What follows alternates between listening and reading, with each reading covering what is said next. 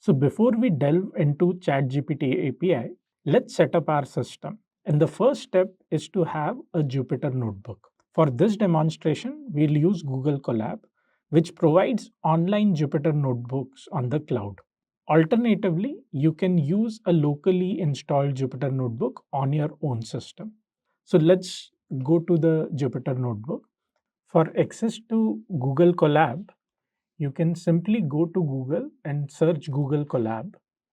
It will show you the link to the Colab platform, which has the URL research.google.com. Once you are there, all you have to do is click on New Notebook to create a new Jupyter notebook. Now that we have the Jupyter notebook running up, the next step is to install the OpenAI Python library to access the ChatGPT API.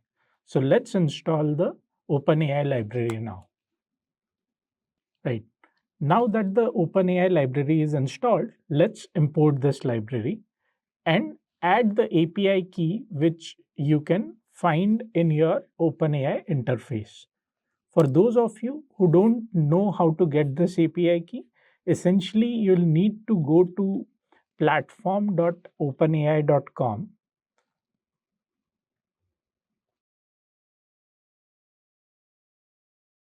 So once you log in, you can find your API keys over here.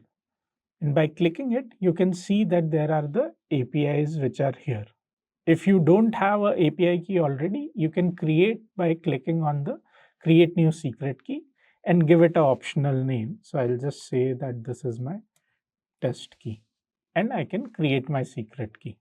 Now, ideally, you should not share this secret key with anyone. That's the reason why it is called secret key. So make a copy of this so that you have it handy when needed. This particular key I'll delete because it's not something which should be available publicly. So, assuming you have got your API key, let's move on, and our system is now ready. So you can now access OpenAI interface through this API key.